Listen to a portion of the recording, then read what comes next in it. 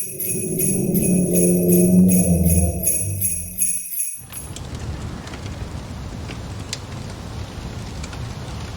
year, on the day after Christmas, I found a really cool ornament in a clearance box. It had a built-in camera to record a unique perspective on your holiday celebrations. I grabbed the last one from the store's dusty shelf and brought it home for less than $10. I forgot about it until my wife and my 2 daughters and I decorated the house earlier this month. I told my daughters about the camera and said we'd secretly catch Santa in the act. I had an old costume in the attic and intended to deliver some gifts in full view of the camera on Christmas night. My girls were overjoyed and went back and forth trying to find the best place to put the ornament on the tree. They had no idea. I repositioned it later so it could actually catch the living room and a good angle. In the nights leading up to Christmas, I turned the camera on to make sure everything was working properly. In the morning, I previewed the footage just long enough to confirm the thing was working. Satisfied, I inserted the micro SD card back into the ornament and slipped in a new battery in anticipation for the big night. I did not want to disappoint my girls with a failed recording. We enjoyed Christmas Eve as a family, playing board games and eating way more junk food than there was room in our stomachs. Like we do every year, we let our daughters open one gift from Mommy and Daddy before going to bed. The girls, still riding their sugar high, could be heard giggling in their bedrooms from all the way up the stairs. From time to time, my wife and I could hear one of them shush the other, claiming she'd heard hoofs on the roof or bells jingling. Eventually, our kiddos dozed off. My wife kissed me on the cheek and headed to bed while I turned off all the lights. I retrieved the costume and tiptoed to the living room, getting ready for my big feature film debut. I did everything you would expect Santa to do. I ate most of the cookies. I drank the milk. I patted my large stomach and said, "Ho, ho, ho." My wife was a ho. Faux show, anyways. I then dropped a few presents by the fireplace, all in full view of the camera. A pretty good acting job, if I do say so myself. On Christmas morning, the girls came running into our bedroom to wake us up. They excitedly insisted we watch the video before opening the presents. I transferred the footage to my laptop, forwarded to where Santa showed up, and pressed play. My girls squealed with delight and jumped in front of the screen, frantically waving at Santa while obscuring the video from my view. It brought me so much joy to see how happy the girls were. I was too lazy to stop the video, so it continued to play in the background while we unwrapped our gifts. I spotted a box I had not seen the night before. It was a small and wrapped in a blue foil paper I did not recognize. My name was on it, but my wife seemed as surprised as I was to see it there. Noticing my confusion, my youngest daughter spoke. "Daddy, that's gotta be from Mr. Elf," she said, her voice cheerful and bright. I was ready to dismiss her elf comment as just another weird thing kids say, but my wife wasn't so quick to ignore it. "Honey, what elf?" My wife had a very thick accent. Sometimes even I couldn't understand her. "The one that came with Santa," she asked. My daughter pointed to the laptop. By then, the video had ended, and all that was left on the screen was a preview of the first frame. She answered. Panic struck me like a bird in a jet propeller. I know my wife didn't dress up as an elf. I scanned the video, clicking forward and back until I saw what my daughter had seen. There was someone in the living room. He walked into the corner after I had turned the lights off. He stood there watching me parading around as Santa. The video went completely quiet after that. It was as though the camera failed to record a single sound. The strange, tall man in an elf costume stood perfectly still for over an hour, watching the camera from a distance. After a while, he walked over to the plate of cookies and bit the head off a gingerbread man. I glanced at the plate and saw his teeth mark on the decapitated cookie. The man then quietly approached the Christmas tree. I thought the audio wasn't working, but as he reached the tree, I began hearing his slow and steady breaths. He reached towards the ornament, and the video stopped. In a terrified frenzy, I grabbed the blue box he'd left behind. I ripped the bow off of it and dusted the frilly thing away. I frantically removed the wrapping paper, opened the box, and looked inside. There, on a bed of bubble wrap, was the battery I'd put in the camera the night before. My wife took the ornament and opened the back. The battery was missing. I don't know what scares me more, what the camera caught, or what the elf might have done after he turned off the camera.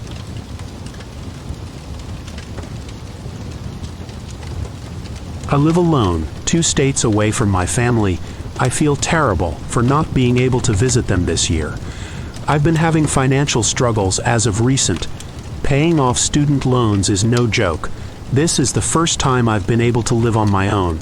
I'm renting a cabin in the middle of buttfuck nowhere, Wisconsin.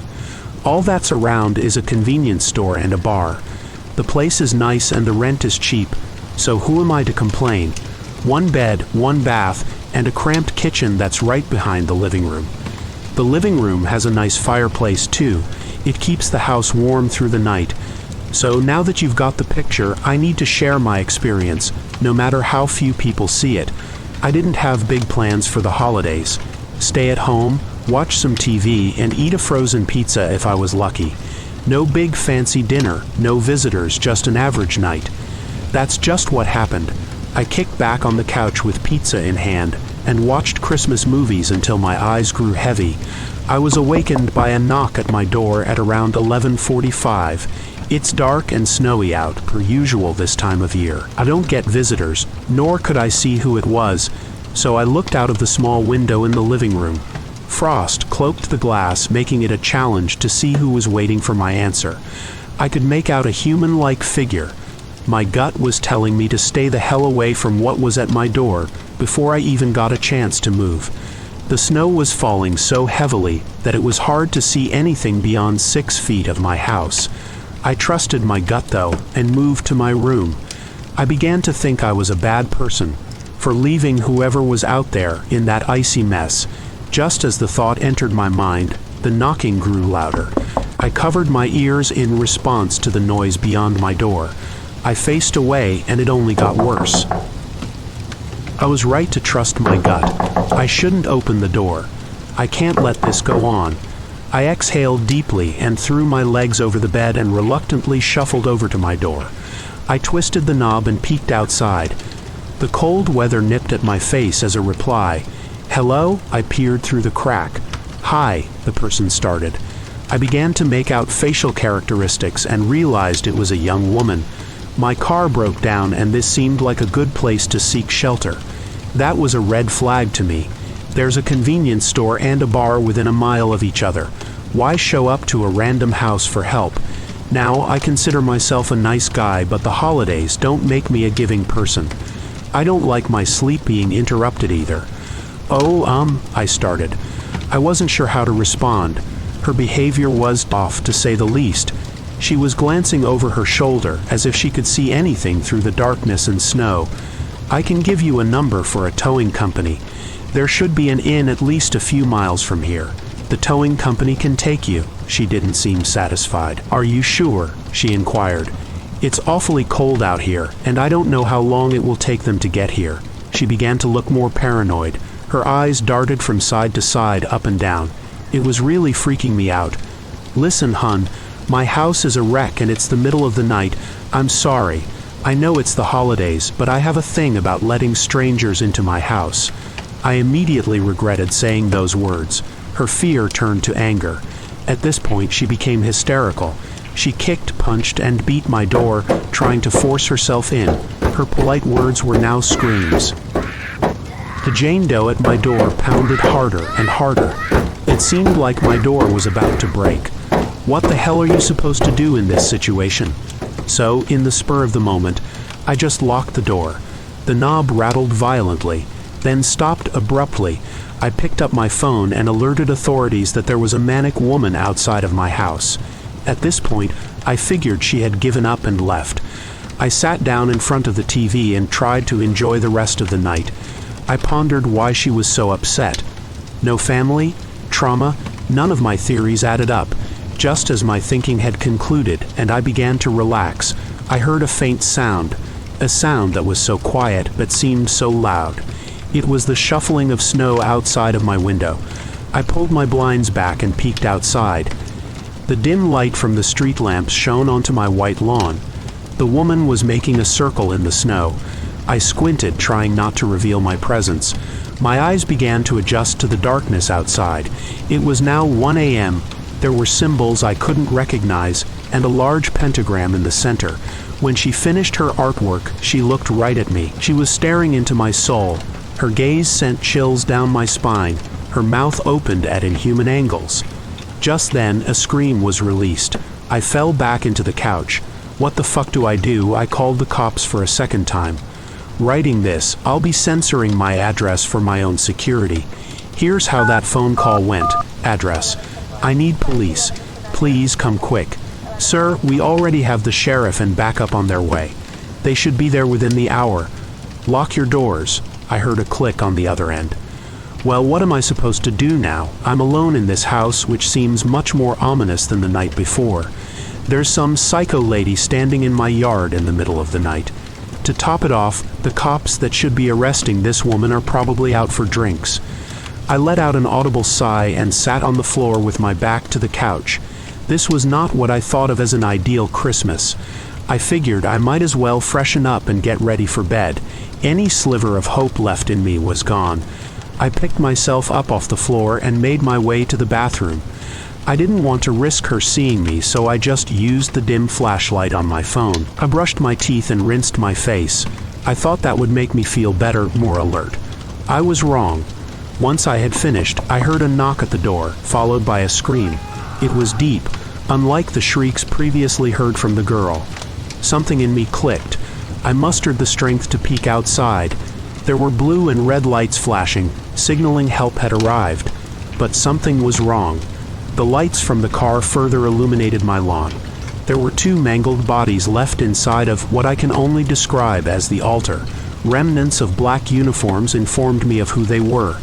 Police. Another guttural howl was heard, this time only a few feet away from my window. I did the only thing I could think of, and that was to hide. That brings me to the now. I'm in my towel closet. There are 2 dead bodies in the snow and something outside of my house. Something not human. I don't know when she, or it, or whatever the fuck you want to call it, will get inside, but my gut is saying that she will. I couldn't have picked a worse spot to hide.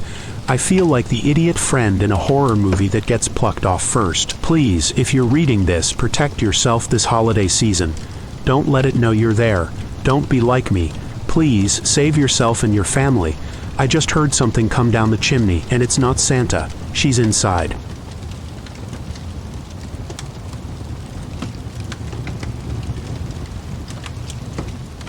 I love visiting my grandma. She always makes the food that I like, and in large quantities, and spoils me. With the hustle and bustle of college life, it's nice to go back to my childhood and allow myself to be spoiled for a few hours every few weeks. Even though she has 6 grandchildren, she made it clear that I'm her absolute favorite. She'd often have the whole family around for dinner, and after they left, she'd bring out the good stuff she made just for me. We usually have a big Christmas dinner together with the whole family. However, as the years go by and the younger ones start growing up, fewer and fewer people show up. Last year, everyone already made plans, forgetting about poor Grandma. I don't blame them, but they often forget how these visits mean a lot to her, especially ever since Grandpa died. That's why when I talked on the phone with her, and she asked me if I had any plans, I lied to her and told her I didn't. She immediately jumped at the opportunity to politely invite me, going so far as to offer me to sleep over at her place. She said there's one room which hasn't been used in years, and I could stay in there. I immediately said yes, and agreed to stay over, realizing how happy that would make her. I canceled the plans I made with my friends, telling them something else came up. Although they were bummed about it a little, their drinking party wouldn't stop because of me. That was the last Christmas that I would ever spend with my grandma. On Christmas Eve, I arrived to my grandma's place, and she greeted me like she always does, with a tight hug and lots of kisses. I barely even stepped inside when she started offering me food. She had already made what could only be described as an all-you-can-eat buffet. We dug in, and once we were done, she showed me where I could sleep for the night. It was a cozy little bedroom, which apparently used to be my mom's room when she was little. Grandma told me not to leave my room during Christmas night in order to avoid disrupting Santa in his work. She said that if I really needed to use the bathroom, I could, but to be extremely quiet and not to go downstairs. On the nightstand, she left a list of the things I should do before I go to bed to ensure I get a good present. I decided to play along and abide by the rules. I told her I'd read it before bed and do everything necessary, and she seemed content with that. She wished me good night and left the room. I was pretty tired from the trip there and the enormous dinner I've eaten, so I lay down on the bed and involuntarily fell asleep within minutes. I awoke a few hours later. I glanced at my watch and realized it was 3:01 a.m. I got up to grab a glass of water downstairs from the kitchen and groggily walked through the dark, trying to avoid any loud noise or turning on the lights not to wake Grandma. I went downstairs and turned on the kitchen light, gulping down a glass of water. I glanced towards the living room at the Christmas tree, and something caught my attention under the glow of the decoration lights. There was a small plate with a tiny paper that said "For Santa." I reckoned it was cookies and milk, but when I got closer, I realized that the plate was empty. Red liquid was in it, and right next to the plate was a small bucket. Obviously, I found this weird, but figured that Grandma may have just forgotten to put it away or something. I turned off the kitchen lights and returned to my room, just then remembering the list my grandma gave me. I grabbed it off my nightstand and started reading. "Dear James, thank you for visiting me for Christmas. You made your grandma really happy. Now Christmas is a little different in this house than what you're probably used to, so it's very important that you follow these rules on the list. 1. Make sure to close your windows and ensure they are closed properly. These old windows don't work properly sometimes, so if you feel like cold air is coming in, let me know. 2. Don't put any wood in the fireplace after 9 p.m. Santa will be really angry if it's scalding in the chimney or if there's still smoke. 3. You didn't forget about milk and cookies, did you?" I stopped reading and chuckled at the list. Grandma clearly wanted me to follow the basic rules for Santa like when I was a kid, but again I decided to oblige. I continued reading the list. "In this household, we don't use milk and cookies, we use raw meat and blood. I already left a bucket by the Christmas tree, and there's a raw piece of chicken I put on the plate. Santa sure loves his diet. 4. If you are woken up by the sound of scratching or knocking on your window, ignore it. Your room is on the second floor. There is no way to reach up to it. In fact, it's best not to look there. But if you see someone beckoning you, pretend they're not there. They may try to open the window from the outside. This is why it's so important to keep the windows closed. 5. You may hear growling coming from the kitchen. It's okay, because Santa never comes upstairs, and since I already left the chicken for him, that should satisfy him." By this point, I was sure Grandma was just messing with me. That was until I heard the sound of 3 gentle knocks on the window behind me. I froze in place, staring at the list but practically staring through it. 3 more gentle knocks ensued, but I did my best not to give away that I heard them. Once again, there were 3 more knocks, and then the sound of scratching started, first gently and then louder, as if a rat was trying to bite through the wall. It lasted for around a minute until it completely stopped. Only when it did I gather enough courage to slightly shift my position. That was a mistake though, because when I looked down to the floor at the light which was cast in from the window, I saw the unmistakable shadow in the form of a humanoid silhouette stretched across. I couldn't tell for sure, but it looked like whoever was there held both his hands on the window and stared directly towards me. I decided that the best thing to do is continue reading the list to try and distract myself. 6. If someone walks into your room while you're sleeping and you happen to wake up, pretend that you're still asleep. In the worst case scenario, the person will sit on the edge of your bed and observe you, so do your best not to let them know you're awake.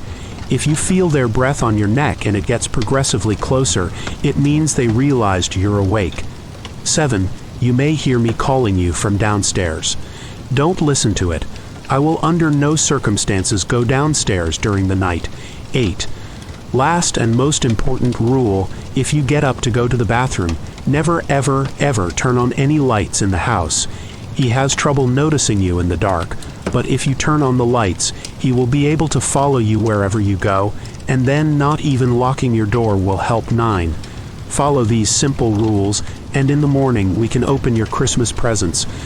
Love, Grandma. The scratching and knocking had already stopped by the time I was done reading, and the shadow from the window was gone. I got into bed and covered myself over my head, shivering, and not from the cold. Sometime during the night I heard my door open, but did my best to ignore the footsteps and low growling noise. I either passed out or fell asleep sometime later. But all I know is I woke up to the sound coming downstairs from the kitchen. I shot up, looking around the room and at the window, rubbing my temples and thinking about the nightmare I had. I left my room and immediately heard my grandma's voice calling me from downstairs to come open the presents. I told her I'm coming when I suddenly felt a grip on my wrist. I turned around and saw my grandma there, staring at me. Wide-eyed, she leaned in and whispered in my ear with a trembling voice, "You turned on the lights, didn't you?"